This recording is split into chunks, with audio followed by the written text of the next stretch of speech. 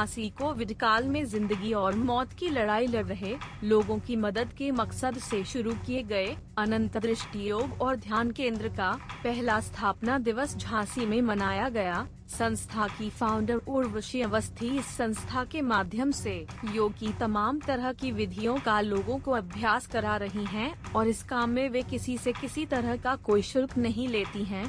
ध्यान केंद्र के स्थापना दिवस के मौके पर गरीबों को भोजन वितरण और संगोष्ठी कार्यक्रम का आयोजन किया गया।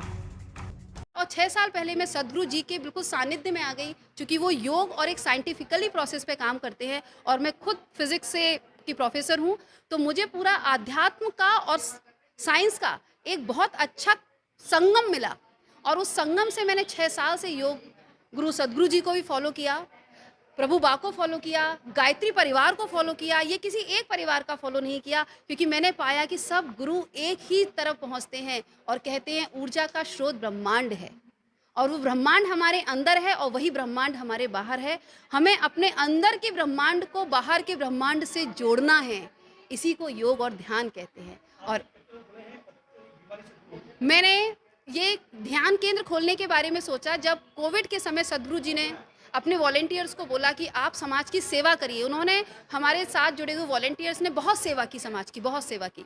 उन्होंने एक सिम्हा क्रिया बताई जो लंग्स के लिए सबसे बेस्ट होती है, क्योंकि लंग्स के लिए हमारे पास कोई इलाज नहीं है। जीवित रहने के लिए भोजन नहीं चाहिए, जीवित रहने के लिए हवा चाहिए। ये गुरुजी ने सबके माइंड से क्लियर कर दिया। खाने के बिना आप 10 दिन रह सकते हैं, पानी के बिना भी आप 10 दिन रह सकते हैं, लेकिन हवा के बिना आप 1 मिनट नहीं रह सकते। वो हवा जिसे हम प्राणवायु कहते हैं।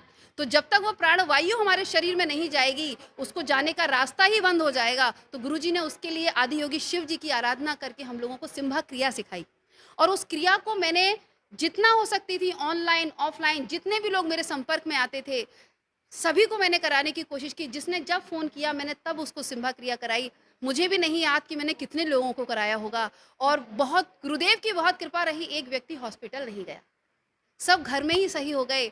सबको, किसी को डिप्रेशन था, एंजाइटी थी। मैंने कहा ऑक्सीजन की कमी से हो रहा है, आपके शरीर में कुछ नहीं हो रहा है। जैसे ही ऑक्सीजन जाएगी आपके शरीर में आप स्वस्थ हो जाएंगे, आप बिल्कुल परेशान ना हो।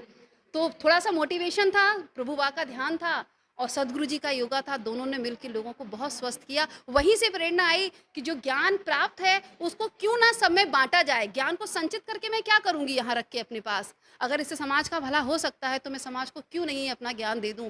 इसके लिए ये मेरा एक सामाजिक कार्य है, इसके लिए मैं किसी से कुछ नहीं लेती हूँ। और मुझे